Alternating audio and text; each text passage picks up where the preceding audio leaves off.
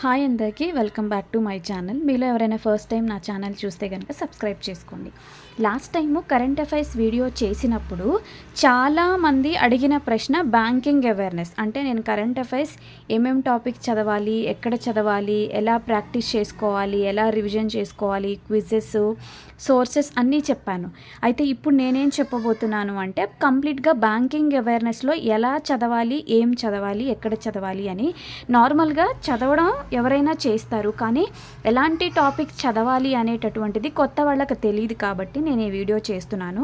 So నార్మల్గా మనకు ఉండేటటువంటి జనరల్ అవేర్నెస్ సెక్షన్స్లో కరెంట్ అఫైర్స్కి సంబంధించి and banking awareness or financial awareness and static GK. So నార్మల్గా స్టాటిక్ జీకే రిలేటెడ్ ఏమేం క్వశ్చన్స్ అన్నీ కవర్ చేయాలని నేను నెక్స్ట్ వీడియో చేస్తాను. సో లాస్ట్ టైం వీడియోలో కరెంట్ అఫైర్స్ గురించి చెప్పా. ఈరోజు ఏంటి అంటే complete banking awareness and financial అవేర్నెస్లో ఏమేం టాపిక్స్ కవర్ చేసుకుంటూ చదవాలి. యాక్చువల్లీ బ్యాంకింగ్ అవేర్నెస్ అనేది ఒక వన్ టైం ఇన్వెస్ట్మెంట్ లాగా దాన్ని చదువుకుంటూ రివిజన్ చేయడమే తప్ప అందులో పెద్ద మార్పులు ఏమీ ఉండవు.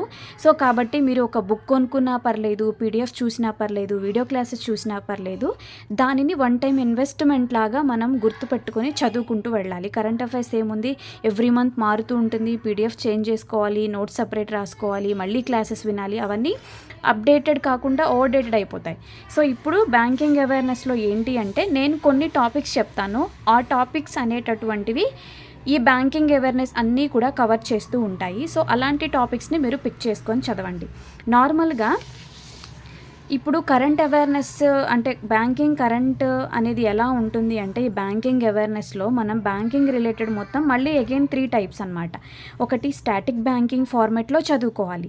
రెండోది బ్యాంకింగ్ కరెంట్ అఫైర్స్ అంటే రెగ్యులర్గా రోజు ఒక బ్యాంకింగ్కి సంబంధించి న్యూస్లు ఏమొస్తున్నాయి, అపాయింట్మెంట్స్ కానీ, రూల్స్ కానీ, కొత్త కొత్త స్కీమ్స్ కానీ, బ్యాంక్ ఎలాంటి లిమిట్స్ పెట్టింది, లేకపోతే ఎలాంటి రూల్స్ పాస్ చేసింది, అన్నీ కూడా ఈ కరెంట్ బ్యాంకింగ్ అఫైర్స్కి సంబంధించి వస్తాయి. అండ్ ఫినాన్షియల్ సిస్టమ్ అనమాట. మన ఇండియాలో ఈ ఫినాన్షియల్కి రిలేటెడ్ ఏమేం జరుగుతున్నాయి, కొత్త కొత్త ఏమొస్తున్నాయి అనేటటువంటిది చూసుకోవాలి. ఇప్పుడు ఇందులో అసలు ఈ స్టాటిక్ బ్యాంకింగ్ అవేర్నెస్ అనేటటువంటిది ఏంటి, ఇది ఎప్పుడు మారదు అనమాట. ఈ స్టాటిక్ బ్యాంకింగ్ అవేర్నెస్ అంటే నార్మల్గా బ్యాంక్స్ ఏంటి, తెలుగులో చెప్తా వినండి. బ్యాంక్స్ ఏంటి, వాటి స్ట్రక్చర్స్ ఏంటి, అవి ఎలా పనిచేస్తాయి, ఎవరి ఆధీనంలో పనిచేస్తాయి, ఎక్కడ ఎలాంటి రూల్స్ పెట్టుకొని పనిచేస్తాయి, ప్రజల కోసం ఎలాంటి పనులు చేస్తున్నాయి, ఓకే, ఇలాంటివన్నీ కూడా బ్యాంకింగ్ రిలేటెడ్ స్టాటిక్ పార్ట్లో వస్తాయన్నమాట. సో నార్మల్గా మనకి బ్యాంక్స్లో మీరు చదువుకోవాల్సిన టాపిక్స్ ఎలాంటి టాపిక్స్ని పిక్ చేసుకోవాలి అంటే కమర్షియల్ బ్యాంక్స్ ఏంటి, కోఆపరేటివ్ బ్యాంక్స్ ఏంటి, ఆర్ఆర్బీస్ ఏంటి, పేమెంట్ బ్యాంకులు ఏంటి, స్మాల్ ఫైనాన్స్ బ్యాంకులు ఏంటి, ఇవి ఏంటి అన్న దాని కింద ఏమేమి వస్తాయి. ఈ బ్యాంక్స్ ఒకప్పుడైతే ఒక బ్యాంక్ ఇచ్చేవాళ్ళు, బ్యాంక్ యొక్క హెడ్ క్వార్టర్ ఇచ్చేవాళ్ళు, ఆ బ్యాంక్ ట్యాగ్ లైన్ కంపల్సరీగా స్టాటిక్ బ్యాంకింగ్ నుంచి అవి ఉండేవి. ఇప్పుడు వస్తున్నాయా అంటే ఇట్ డిపెండ్స్. అంటే అప్లై చేసేవాళ్ళు ఎక్కువ మంది ఉండుంటే, కాంపిటీషన్ ఎక్కువగా ఉండుంటే, ఎగ్జామ్ పేపర్ టఫ్ చేయాలి అనుకుంటే ఏదైనా ఎక్స్టెంట్కి వెళ్తున్నారనమాట. సో మీ బ్యాంక్ గురించి అన్నీ తెలిసి ఉండాలి. బ్యాంక్ ఎస్టాబ్లిష్మెంట్స్ ఏంటి, హెడ్ క్వార్టర్స్ ఏంటి, ట్యాగ్ లైన్స్ ఏంటి, లేకపోతే ఈ బ్యాంక్కి సంబంధించిన ప్రజెంట్ ఎండి సిఇఓ ఎవరు, ఈ బ్యాంక్స్ ఫస్ట్ ఎప్పుడు స్థాపించారు, ప్రజెంట్గా ఎన్నున్నాయి, మెర్జ్ అయ్యాయా లేదా, ఇవన్నీ కూడా టైప్స్ ఆఫ్ బ్యాంక్స్ అనమాట. ఈ బ్యాంక్స్ గురించి ఎన్నున్నాయి ఏంటి అనేది ఈ టాపిక్ కవర్ చేస్తుంది. Next RBI. ఓకే, ఆర్బీఐ గురించి ఏంటి, అసలు ఆర్బీఐ ఎలా వర్క్ చేస్తుంది, ఎవరి ఆధీనంలో వర్క్ చేస్తుంది, అది మిగతా బ్యాంకులకి ఎలాంటి రూల్స్ పాస్ చేస్తుంది, ఏమేం పనులు చేస్తుంది, ఎప్పుడెప్పుడు చేస్తుంది, అన్నీ కూడా ఈ ఆర్బీఐ రిలేటెడ్ స్ట్రక్చర్లో వస్తాయి. సో ఫస్ట్ దాని హిస్టరీ కూడా చదువుకోవాలి. అసలు ఆర్బీఐ ఎలా ఫామ్ అయింది, ఏ ఇయర్లో ఫామ్ అయింది, ఎలాంటి యాక్ట్ బేస్ చేసుకొని ఫామ్ అయింది, అసలు ఇండియాలో దీని రోల్ ఏంటి, దీని ఫంక్షన్స్ ఏంటి, దీని ఆధీనంగా ఇంకా ఎన్నెన్ని ఆర్గనైజేషన్స్ వర్క్ చేస్తున్నాయి, లేకపోతే మనీకి సంబంధించి అంటే మనీ ఎలా మన ఇండియాలో సర్క్యులేట్ అవుతోంది, ప్రింటింగ్ ప్రెస్ల గురించి, నోట్స్ గురించి. యాక్చువల్లీ ఈ నోట్సెస్ హెడ్ క్వార్టర్స్ ఉంటాయి కదా, ఏమంటారు, నోట్స్ ఎలాగ ప్రింట్ చేస్తాము, మింటింగ్ ప్రింట్స్ గురించి, కాయిన్స్ ప్రింట్స్ గురించి అన్నీ కూడా ఈ ఆర్బీఐ రిలేటెడ్ న్యూస్లు అన్నీ చదువుకోవాలన్నమాట. ఇది స్టాటిక్ బ్యాంకింగ్ కిందకే వస్తుంది. ఆర్బీఐకి సంబంధించిన అన్ని న్యూసెస్ అన్ని ఆర్బీఐ కింద వర్క్ చేసే అన్ని ఆర్గనైజేషన్ గురించి మనం చదువుకోవాలి. నెక్స్ట్ వచ్చేసి మానిటరీ పాలసీ టూల్స్. ఈ మానిటరీ పాలసీ టూల్స్ అనేది ఎలా గుర్తుపెట్టుకోవాలి, మనకి ఇయర్లీ ఎన్నిసార్లు ఈ మానిటరీ పాలసీ మీటింగ్స్ అనేవి జరుగుతాయి, ఈ మీటింగ్లో ఏమేం విషయాలు కవర్ చేస్తారు, repo rate, reverse repo rate, SLR ఇలాంటి పాలసీ రేట్స్ అన్నీ మారుస్తోందా, బెంచ్ మార్క్ లెండింగ్ రేషియోస్ అంటారు కదా, ఇవన్నీ ఎలా మార్చుకుంటూ వెళ్తోంది, ఏదైనా ఒక మానిటరీ పాలసీ రివ్యూ మీటింగ్ జరిగినప్పుడు అసలు ఆ మీటింగ్లో ఎంతమంది మెంబర్స్ ఉంటారు, ఆ మెంబర్స్ ఎవరైనా షిఫ్ట్ అవుతున్నారా, కొత్త వాళ్ళు యాడ్ అవుతున్నారా, ఎంతమంది ఉన్నారు, ఈ మానిటరీ పాలసీ అనేది ఎలాంటి రిపోర్ట్స్ ఇస్తోందా లేదా అన్నీ కూడా ఈ స్టాటిక్ బ్యాంకింగ్ ప్లస్ కరెంట్గా రన్ అయ్యే న్యూసెస్ ఏమొచ్చినా కూడా ఈ మానిటరీ పాలసీ గురించి చదువుకోవాలి. ఇది ఒక సైడ్. నెక్స్ట్ వచ్చేసి బ్యాంకింగ్ టర్మినాలజీ. అంటే ఒక బ్యాంక్ చదివేటప్పుడు ఇవి ఇంటర్వ్యూ పర్పస్ కూడా ఉపయోగపడతాయి అన్నమాట. అంటే ఎన్పిఏ అకౌంట్స్ అంటే ఏంటి, కాసా అకౌంట్స్ అంటే ఏంటి, బసెల్ నార్మ్స్ అంటే ఏంటి, ఇవన్నీ కూడా మనకి ప్రాక్టికల్గా ఎప్పుడు ఉపయోగపడతాయి అంటే మనం ఇవన్నీ చదువుతాము, ఎప్పుడు ఎక్స్పీరియన్స్ చేస్తామంటే ఒక జాబ్ వచ్చినప్పుడు మాత్రమే ఎక్స్పీరియన్స్ చేస్తామన్నమాట. సో బసెల్ నార్మ్స్ అనేవి ఎలా ఉంటాయి, ఆ తర్వాత కొన్ని అబ్రివేషన్స్ కూడా మీరు నేర్చుకోవాల్సి ఉంటుంది. సో ఇవన్నీ కూడా బ్యాంకింగ్ టర్మినాలజీ. అంటే ఒక బ్యాంక్లో పనిచేయాలంటే ఎలాంటి విషయాలు తెలుసుకొని ఉండాలి అన్నీ కూడా ఈ బ్యాంకింగ్ టర్మినాలజీ గురించి వస్తాయి. నెక్స్ట్ వచ్చేసి యాక్ట్ అనమాట. అంటే బీఆర్ యాక్ట్ అంటే ఏంటి, ఆర్బీఐ యాక్ట్ అంటే ఏంటి, ఎస్బీఐ యాక్ట్ అంటే ఏంటి, సో నాబార్డ్ రిలేటెడ్ ఏవైతే ఒక పని చేయాలి అంటే మన రాజ్యాంగంలో ఒక యాక్ట్ రూపొందించిన తర్వాతే ఒక పని అనేది జరుగుతుంది. అలాగా బ్యాంకింగ్ రిలేటెడ్ ఏ వర్క్ జరిగినా పలానా యాక్ట్ బేస్ చేసుకునే జరుగుతుంది. సో ఆ యాక్ట్స్ గురించి కంపల్సరీ చదువుకోవాలి స్టాటిక్ బ్యాంకింగ్ కింద. నెక్స్ట్ వచ్చేసి కొత్తగా బ్యాంక్స్ ఏమైనా మెర్జ్ అవుతున్నాయా, బ్యాంక్ ఏదైనా కొత్తగా రూల్స్ పాస్ చేసిందా, అంటే ఇప్పుడు రీసెంట్గా మనం కరెంట్ అఫైర్స్లో భాగంగా కూడా ఈ టాపిక్స్ కవర్ అవుతాయి. అంటే బ్యాంకింగ్ ఏం చేస్తుంది, మినిమం బ్యాలెన్స్ ఎత్తేసింది అని చెప్తాము, లేకపోతే ఏటీఎంకి ఇంత ఛార్జెస్ చేస్తుందని చెప్పాం. ఇవన్నీ కూడా కరెంట్ బ్యాంకింగ్ అవేర్నెస్ కిందకి వచ్చినా కానీ ఇందులో నార్మలైజేషన్ బ్యాంక్స్ ఏంటి, బ్యాంక్స్ ఎప్పుడు నార్మలైజేషన్ అయ్యాయి, ఏ ఇయర్లో అయ్యాయి, ఎన్ని బ్యాంక్స్ ఉన్నాయి, ప్రజెంట్ మెర్జ్ బ్యాంకులు ఏమున్నాయి, ఇవన్నీ కూడా ఈ స్టాటిక్ బ్యాంకింగ్ అవేర్నెస్ కిందకి వస్తాయి. సో ఇంకా నెక్స్ట్ ఏంటి అంటే ఈ స్టాటిక్ బ్యాంకింగ్లో చాలా ఇన్ఫర్మేషన్ అనేది మనకి అవైలబుల్గా దొరుకుతుంది. వాటి గురించి కూడా నేను చెప్తాను. సో స్టాటిక్ బ్యాంకింగ్ చదివేటప్పుడు మీరు ఒక పీడిఎఫ్ తీసుకోండి, వన్ టైం ఇన్వెస్ట్మెంట్ సరిపోతుందన్నమాట. ఇందులో ఇంకా చాలా చదవాల్సి ఉంటుంది. సో బ్యాంక్ ఓబుడ్స్మన్ గురించి, ఏటీఎం గురించి, ప్రియారిటీ సెక్టార్ లెండింగ్ గురించి, ఇందులో ఎంఎస్ఎంఈ గురించి, అగ్రికల్చరల్ గురించి, ఎడ్యుకేషన్ గురించి, సో ఇవన్నీ కూడా మనం చదువుకోవాల్సి ఉంటుందన్నమాట. అంటే అకౌంట్స్ ఎన్ని ఉంటాయి, సో బిఎస్బిడి అకౌంట్స్ గురించి, నో ఫ్రిల్ అకౌంట్ గురించి, జన్ధన్ యోజన అకౌంట్ గురించి, స్మాల్ అకౌంట్స్, బిజినెస్ కరెస్పాండెన్స్, ఇవన్నీ కూడా స్టాటిక్ బ్యాంకింగ్ కిందకే వస్తాయి. ఓకే, ఇప్పుడు మనం నెక్స్ట్ టాపిక్ ఏంటి అంటే ఫినాన్షియల్ అవేర్నెస్ అనమాట. ఇప్పుడు బ్యాంకింగ్ అవేర్నెస్లో static banking awareness, current banking awareness and financial awareness. ఇప్పుడు మనమంతా చూసింది ఏంటి అంటే స్టాటిక్ బ్యాంకింగ్ టాపిక్స్ అనమాట. ఫినాన్షియల్ అవేర్నెస్ అనేటటువంటిది మన ఇండియాలో ఎంత ఇంపార్టెంట్ అనేది తెలుసు. సో బ్యాంక్ ఒక ఉద్యోగం రావాలి అన్నా, బ్యాంకు ప్రిపరేషన్ ఉండాలన్నా సరే, ఇవంతా కూడా మనకి మినిమం బేసిక్ నాలెడ్జ్ ఉండాలన్నమాట. సో ఇప్పుడు ఫినాన్షియల్ అవేర్నెస్లో ఏమేం టాపిక్స్ చదవాలి, మీరందరూ అడిగిన ప్రశ్న బ్యాంకింగ్ అవేర్నెస్ ప్రిపరేషన్ ఎలా అంటే ఫస్ట్ ఏం చదవాలి, ఎక్కడ చదవాలి, అంతే కదా. సో ఫినాన్షియల్ అవేర్నెస్లో మనం చూడాల్సిన కొన్ని ముఖ్యమైన ఆర్గనైజేషన్స్ అన్నమాట. ఈ ఆర్గనైజేషన్ గురించి సెబీ కానీ, నాబార్డ్ కానీ, సిడ్బీ కానీ, నేషనల్ హౌసింగ్ బ్యాంక్ కానీ, ఎగ్జిమ్ బ్యాంక్స్ కానీ, వాటి రోల్స్ ఏంటి, ఫంక్షన్స్ ఏంటి, అవి ఎవరి ఆధీనంలో వర్క్ చేస్తాయి, వాటికి ఉన్నటువంటి గైడ్ లైన్స్ ఏంటి, ఇవన్నీ కూడా ఇప్పుడు నార్మల్గా మీరు ఫినాన్షియల్ అవేర్నెస్ కరెంట్ అఫైర్స్ చదివేటప్పుడు సెబీ న్యూస్లను వస్తాయి. అంటే సెబీ పాస్ చేసిన న్యూ రూల్స్ కానీ, అది పెట్టిన లిమిట్స్ కానీ, అది ఇచ్చిన పర్మిషన్స్ కానీ, ఏవైతే ఉన్నాయో సెబీ రిలేటెడ్ న్యూస్లన్నీ మీరు చదువుకోవాలి. అలాగే నాబార్డ్ కింద ఏదైతే రూల్స్ అండ్ రెగ్యులేషన్. ఇప్పుడు ఆర్ఆర్బీస్ అంతా నాబార్డే కదా, సో వాటి గురించి అంతా కూడా చదువుకోవాలి. సేమ్ అలాగే సిడ్బీ కానీ, నేషనల్ హౌసింగ్ బ్యాంక్ కానీ, ఎగ్జిమ్ బ్యాంక్ కానీ, ఇవన్నీ కూడా ఆర్బీఐ కింద వర్క్ చేసే ఆర్గనైజేషన్స్ ఎలాంటి రూల్స్ పాస్ చేసింది అనేటటువంటివి చదువుకోవడము. అయితే దీని గురించి హిస్టరీ ఏంటి, ఇది ఏ యాక్ట్ ప్రకారం నడుస్తుంది, దీనికి ఉన్నటువంటి గైడ్లైన్స్ ఏంటి, దీని యొక్క మన ఇండియాలో వీటి రోల్స్ ఏంటి, ఇది స్టాటిక్లో చదివేటటువంటి ఒక ఫినాన్షియల్ అవేర్నెస్కి సంబంధించిన information. Next money market and capital market అన్నమాట.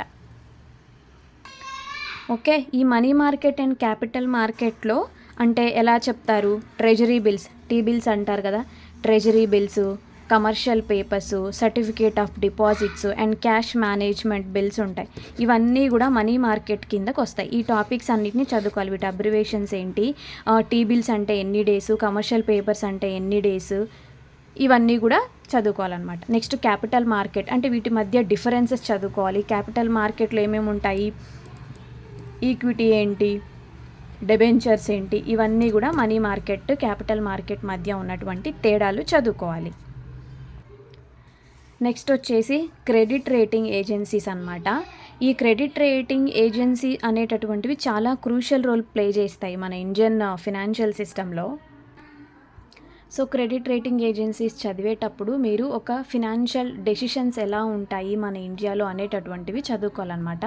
సో ఈ క్రెడిట్ రేటింగ్ ఏజెన్సీస్ అనేటటువంటివి ఇండివిజువల్స్ కానీ బిజినెస్ ఎంటిటీస్ కానీ అవి రేటింగ్స్ ఇస్తాయన్నమాట. అంటే వాటి యొక్క అథారిటీ ఎలా ఉంటుంది, వాళ్ళ యొక్క బిజినెస్ కానీ, కంపెనీస్ కానీ, ఎన్జిఓస్ కానీ, ఇండివిజువల్స్ కానీ అవి ఎలా వర్క్ చేస్తాయి, ఎలా రేటింగ్స్ అనేవి ఇస్తాయి అనేటటువంటి క్రెడిట్ రేటింగ్ ఏజెన్సీ గురించి ఎలాంటి ఇన్ఫర్మేషన్ వచ్చినా మీరు చదువుకోవాలి. నెక్స్ట్ ఫినాన్షియల్ ఇన్స్ట్రుమెంట్స్, ఇక్కడ ఆల్రెడీ చెప్పాను. సో బాండ్స్ ఏంటి, షేర్స్ ఏంటి, డెబెంచర్స్ ఏంటి, ఇవన్నీ కూడా కొన్ని ఫినాన్షియల్ ఇన్స్ట్రుమెంట్స్ అనమాట. ఇక్కడ చదువుకునే టీ బిల్స్, కమర్షియల్ పేపర్స్ ఇవన్నీ కూడా ఫినాన్షియల్ ఇన్స్ట్రుమెంట్స్ కిందకే వస్తాయి. ఫినాన్షియల్ ఇన్స్ట్రుమెంట్ అంటే ఏంటి, ఒక వాడకం లాగా కదా. మనం డబ్బులు ఇవ్వాలన్నా, తిరగాలన్నా, తెచ్చుకోవాలన్నా ఏదైనా ఒక థింగ్ని పెట్టుకొని సర్క్యులేట్ చేస్తామన్నమాట. సో ఆ వేలో ఈ ఫినాన్షియల్ ఇన్స్ట్రుమెంట్స్ అనేవి వర్క్ చేస్తాయి. ఆ తర్వాత ఎకానమీ రిలేటెడ్ న్యూస్లు అన్నీ కూడా చదువుకోవాలి. ఎకానమీ అంటే లైక్ మీకు రిపోర్ట్స్ కానీ, ర్యాంక్స్ కానీ, పలానా కంపెనీ పలానా రిపోర్ట్ ఇచ్చింది, షేర్ మార్కెట్స్ కానీ, ఇవన్నీ కూడా ఎకానమీ రిలేటెడ్ వస్తాయన్నమాట. సో ఫినాన్షియల్ అవేర్నెస్కి సంబంధించిన టాపిక్స్ ఇది. నేను ఫినాన్షియల్ అవేర్నెస్ మొత్తం కంప్లీట్ బ్యాంకింగ్ అవేర్నెస్ ఎక్కడ చదువుకుంటానంటే, నాకు స్టాటిక్ బ్యాంకింగ్ అవేర్నెస్కి, ఫినాన్షియల్ అవేర్నెస్కి ఒక పీడిఎఫ్ ఉండింది. నేను రెగ్యులర్గా అందులోనే చదువుకుంటాను అనమాట. అంటే ఇందులో ఎకానమీ రిలేటెడ్ అంటే ఇప్పుడు మళ్ళీ టైప్స్ ఆఫ్ మనీ వస్తాయి. సో ఈ మనీ రిలేటెడ్ అనమాట. అంటే డియర్ మనీ అని, హార్డ్ కరెన్సీ అని, ఫియట్ మనీ అని, బ్యారన్ మనీ, ఇవన్నీ కూడా నా దగ్గర ఒక బుక్ ఉండింది. నేను అందులోనే చదువుకుంటాను. నా హస్బెండ్కి లాస్ట్ ఇయర్ ఇంటర్వ్యూకి వెళ్ళినప్పుడు తను బ్యాంకింగ్ అవేర్నెస్కి ప్రిపరేషన్ చేయాల్సి వచ్చింది. ఆ టైంలో మేమిద్దరం చూసి ఒక పీడిఎఫ్ అనేది పర్చేస్ చేసుకున్నాము. అదే పీడిఎఫ్ మేము ఇప్పుడు కంటిన్యూ చేస్తున్నాం అనమాట. ఎందుకంటే ఈ financial awareness, static banking awareness అనేటటువంటిది అప్ టు డేట్ ఇన్ఫర్మేషన్ ఏం మారదు, ఫిక్స్ అయి ఉంటుంది కాబట్టి ఇన్ఫర్మేషన్. సో అది చదువుకుంటూ ఉంటాము. నెక్స్ట్ కరెంట్ బ్యాంకింగ్ అవేర్నెస్ అంటే ఈ బ్యాంకింగ్ రిలేటెడ్ న్యూస్లు డైలీ ఏం వస్తాయో వాటి గురించి అనమాట. అంటే మీకు రీసెంట్గా బ్యాంక్ ఏదైనా న్యూస్ అంటే ఏదైనా ఒక కొత్త యాప్ పెట్టిందా, లేకపోతే సేవింగ్ అకౌంట్ డిపాజిట్స్ గురించి చెప్పిందా, లేడీస్కి పలానా స్కీమ్స్ ఓపెన్ చేసింది, లేకపోతే సీనియర్ సిటిజన్స్ కోసం పలానా సేవింగ్ అకౌంట్స్ ఓపెన్ చేసింది, పలానా ఎఫ్డి ఓపెన్ చేశాయి, ఇవన్నీ కూడా రీసెంట్ బ్యాంక్ న్యూస్లు అనమాట. అంటే బ్యాంక్ న్యూస్లు అంటే కొత్తగా ఎండి ఎవరొచ్చారు, లేకపోతే సీఈఓ ఎవరొచ్చారు, వచ్చిన పర్సన్ ఎన్ని ఇయర్స్ వర్క్ చేస్తారు, ఆ బ్యాంక్ గురించి ట్యాగ్ లైన్స్ ఏమున్నాయి, లేకపోతే ఆ బ్యాంక్ ఏమైనా కొత్తగా యాప్ పెట్టిందా, లేకపోతే ఆ బ్యాంక్ కొత్తగా జీరో బ్యాలెన్స్ అనేటటువంటిది ఇష్యూని ఎత్తేసిందా, లేకపోతే దానికి ఆ బ్యాంకు వాళ్ళ యొక్క ఏటీఎం ఛార్జెస్ ఏమైనా మార్చిందా, ఏమైనా పెంచిందా, లేకపోతే దాని యొక్క లిమిట్లో ఎన్ని ఏటీఎమ్స్ మాత్రమే పెట్టాలి, ఇన్ఫర్మేషన్ ఏటీఎమ్స్ గురించి కూడా ఇన్ఫర్మేషన్ చదువుకోవాలి అందులోంచి కంపల్సరీగా. లైక్ వైట్ లేబుల్ ఏటీఎమ్స్ అంటే ఏంటి, గ్రీన్ లేబుల్ ఏటీఎమ్స్ అంటే ఏంటి, అన్నీ కూడా చదువుకోవాలి. తర్వాత మానిటరీ పాలసీ అప్డేట్స్, ఇదంతా కరెంట్ అఫైర్స్లో. మానిటరీ పాలసీ అప్డేట్స్ అంటే ఏంటి, repo rate, reverse repo rate, and present SLR, CRR ఏమైనా న్యూస్లో అప్డేట్ చేసిందా, లేకపోతే మానిటరీ పాలసీ రివ్యూ ఏమైనా ఇచ్చిందా మన బ్యాంకింగ్ సిస్టమ్ మీద, ఇవన్నీ కూడా టాపిక్స్ కవర్ చేసుకోవాలి. నెక్స్ట్ యాప్స్ ఆల్రెడీ తెలుసు, యూపీఐ గురించి, ఐఎంపిఎస్ గురించి, డిజిటల్ రూపీ గురించి. అంటే వీటిలో ఎవ్రీ మంత్ ఎంత ట్రాన్సాక్షన్స్ అవుతున్నాయి, లేకపోతే ఏ మంత్ హైయెస్ట్ ట్రాన్సాక్షన్స్ వచ్చాయి, ఏ యాప్ హైయెస్ట్ అంటే లైక్ మనకి ఫోన్పేనా, గూగుల్ పేనా ఇలాంటివి ఏదైతే ఉంటుందో అందులో ఎక్కువగా ట్రాన్సాక్షన్ జరిగేటటువంటి యాప్ ఏది, కొత్తగా ఏమని పెట్టింది. నా దగ్గర అయితే యూపీఐకి రిలేటెడ్ ఆల్రెడీ మీకు మొన్న నేను చూపించాను నోట్బుక్, ఒకసారి చూపిస్తా. ఒకటి చూపిద్దాం అనుకుంటున్నాను చూడండి. ఇప్పుడు నార్మల్గా ఈ ఫినాన్షియల్ రిలేటెడ్ న్యూస్లు కానీ లేకపోతే బ్యాంకింగ్ రిలేటెడ్ది ఎలా మనం చదువుకోవాలంటే, ఇప్పుడు పబ్లిక్ సెక్టార్ బ్యాంక్కి సంబంధించి ఎన్పిఏ అకౌంట్స్ ఏంటి, ఎన్పిఏ ప్రాఫిట్స్ ఏమున్నాయి, డివిడెండ్స్ ఏమున్నాయి, సో వీటి గురించి అన్నీ ఇలా నోట్స్ చేసుకుంటే మీకు ఇది నోట్స్ రాసుకున్న యూపీఐ గురించి అనమాట. యూపీఐ గురించి మొత్తం మీరు ఏది వచ్చినా కానీ ఇదేం మారదు. అంటే యూపీఐ గురించి, సిబిడిసి గురించి, బ్యాంకింగ్స్ సంబంధించిన ఆఫర్లు ఏంటి, ఏ బ్యాంకు దేనికోసం ఆఫర్ ఇచ్చింది, హోల్సేల్ సిబిడిసి గురించి, న్యూ యూపీఐ రూల్స్ గురించి, ఆ తర్వాత లిమిట్స్ గురించి, పేటిఎం గురించి, ఏవైతే కొత్తగా మనకి పెట్టిందో వాటన్నిటిని గురించి అనమాట. సో ఎన్ఐపిఎల్ గురించి, ఇన్స్ట్రుమెంట్స్ గురించి, ఇవన్నీ కూడా బ్యాంకింగ్ రిలేటెడ్ న్యూస్లు. కోఆపరేటివ్ బ్యాంక్స్ ఏంటి, లేకపోతే ఎస్ఆర్ఓ అంటే ఏంటి, స్మాల్ ఫినాన్స్ బ్యాంకింగ్, ఇవన్నీ కరెంట్ రన్నింగ్ బ్యాంకింగ్ అఫైర్స్ అనమాట. అంటే ఒక అర్బన్ కోఆపరేటివ్ బ్యాంక్ వర్క్ చేయాలంటే ఇంత లిమిట్ అనేది మెయింటైన్ చేయాలని ఆర్బీఐ కొత్త రూల్ పెట్టడము, లేకపోతే ఇంత మెయింటైన్ చేస్తేనే నువ్వు ఎస్ఆర్ఓ అవడం అని, లేదా ఒక స్మాల్ ఫినాన్స్ బ్యాంక్ లైసెన్స్ కావాలి, లేదా నీకు ఒక పేమెంట్ బ్యాంక్ లైసెన్స్ కావాలి అంటే నువ్వు ఎలాంటి క్రైటీరియా నువ్వు ఎలిజిబుల్ అయి ఉండాలి, వాటిని బేస్ చేసుకొని నీకు నేను పలానా స్టేటస్ ఇస్తాను అని చెప్పడం అనమాట. సో ఇవన్నీ కూడా మారుతూ ఉంటాయి, కొత్తగా వస్తూ ఉంటాయి. నీకు ఇంత పర్సంటేజ్ మెయింటైన్ చేస్తేనే నువ్వు స్మాల్ ఫినాన్స్ బ్యాంక్గా ఎలిజిబుల్ అవుతావు, లేదంటే ఒక పేమెంట్ బ్యాంక్గా ఎలిజిబుల్ అవుతావు, అలాంటివి వస్తూ ఉంటాయి. ఆల్రెడీ ఇంకొక విషయము, సో ఆర్బీఐ రిలేటెడ్ వచ్చేసి పేమెంట్ సెటిల్మెంట్ యాక్ట్ అని కూడా ఉంటుంది. ఈ పేమెంట్ సెటిల్మెంట్ యాక్ట్కి సంబంధించి సేమ్ ఎలాగైతే మానిటరీ పాలసీ రెగ్యులేటరీ ఉంటుందో ఇది పేమెంట్ రెగ్యులేటరీ బోర్డ్ అనమాట. సేమ్ ఇందులో కూడా స్ట్రక్చర్ చూసుకోవాలంటే ఎంత పర్సన్స్ ఉన్నారు, ఎవరెవరు హెడ్ ఉన్నారు, వాటికి సంబంధించిన ఏముంటాయి అనేటటువంటివి, ఎవరెవరు అంటే లైక్ సెంట్రల్ గవర్నమెంట్ ఎంతమంది నుంచి వస్తారు, ఆర్బీఐ నుంచి ఎంతమంది ఉంటారు అనేటటువంటిది చదువుకోవాలి. So monetary policy repo rates ఎలా మారుతూ ఉంటాయి అనేటటువంటిది చదువుకోవాలి. చూడండి ఇక్కడ అంటే ఏ బ్యాంకు ఏమైంది, ఒక AU small finance bank urban cooperative bank అయింది, ఫినో పేమెంట్ బ్యాంక్ వచ్చేసి స్మాల్ ఫినాన్స్ బ్యాంక్ అయింది.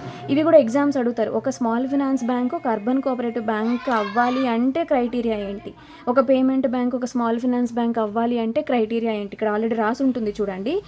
ఇంత పర్సంటేజ్ ఏఎన్బి మెయింటైన్ చేయాలని, మినిమం ఇన్ని కోట్లు ఉండాలని, ఇన్ని ఇయర్స్లో ఇంత పర్సంటేజ్ నెట్ ప్రాఫిట్ చూపించాలని అన్నీ కూడా.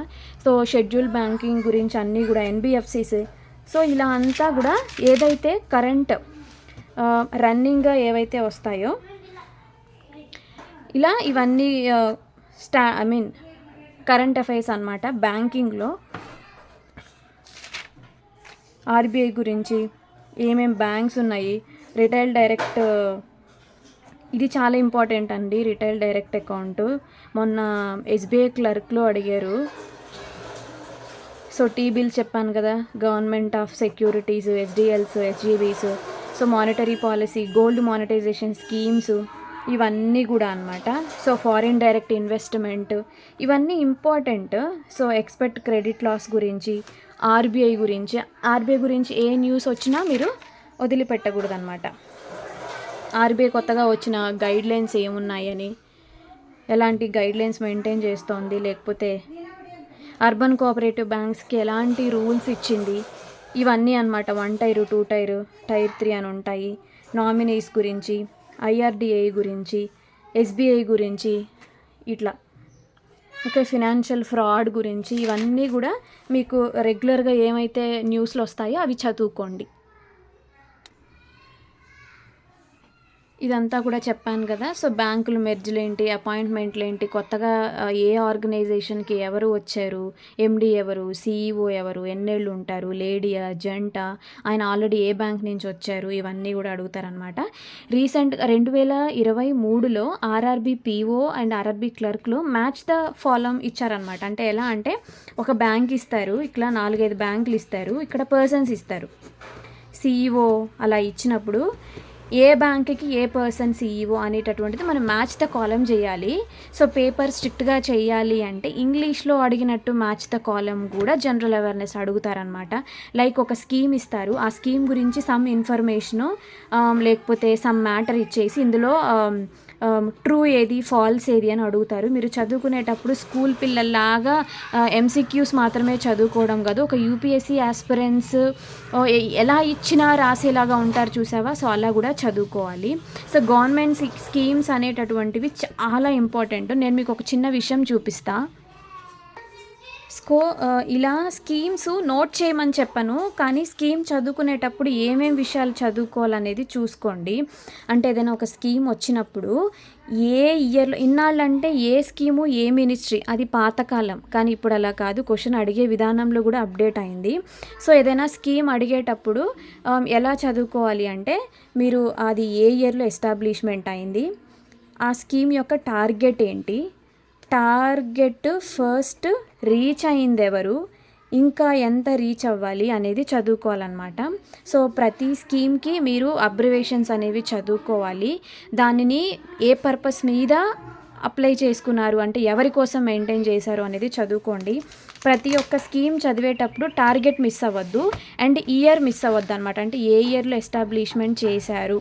ఇప్పుడు ఇది ఉంది, PMDDKY ఉంది, ఈ స్కీమ్ ఇచ్చి ఎవరి కోసం అని కూడా అడుగుతారనమాట. ఇది ఓన్లీ ఫార్మర్స్ కోసం అనమాట. సో, లేడీస్కా లేకపోతే సెల్ఫ్ హెల్ప్ గ్రూప్సా అలా కూడా అడిగే ఛాన్స్ ఉంటుంది. సో, టార్గెట్ మిస్ చేసుకోకండి. ఏ ఇయర్ కంప్లీట్ చేయాలి, ఏ ఇయర్లో స్టార్ట్ చేశారు అనేది కూడా చదువుకోండి అనమాట. So, PM Kusum scheme, PM Jan Dhan Yojana, లేకపోతే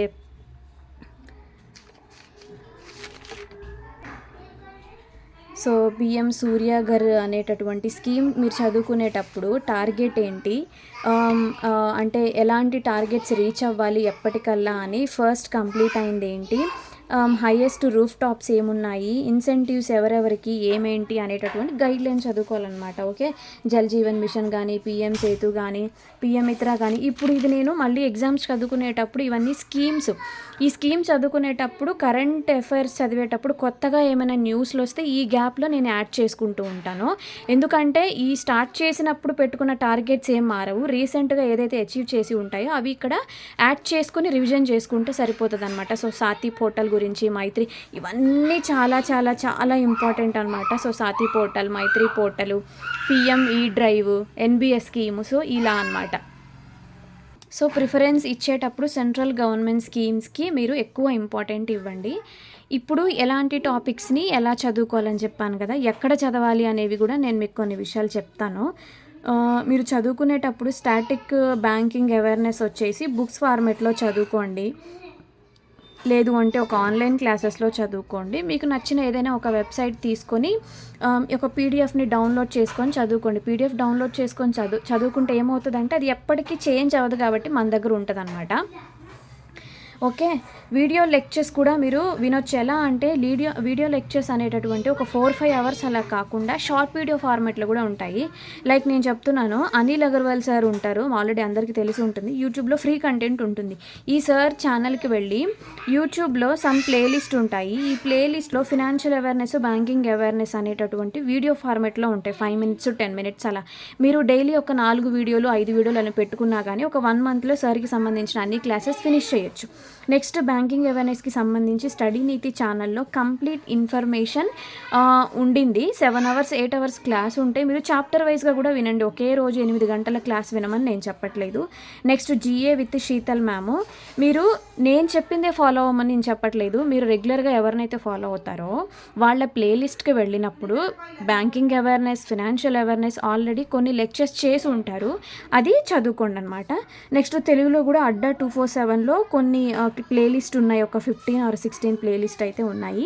ఇంకా బ్యాంకింగ్ అవేర్నెస్కి తెలుగులో ఇన్ఫర్మేషన్ ఎక్కడుందన్న విషయం అయితే తెలియదు, ఎందుకంటే బిగినింగ్ నుంచి పీడిఎఫ్ చదువుకుంటాము, అందులో అంతా ఇంగ్లీష్లోనే ఉంటుంది కాబట్టి. సో ఇది నార్మల్గా ఒక బ్యాంకింగ్ అవేర్నెస్కి సంబంధించిన ఇన్ఫర్మేషన్ అనమాట.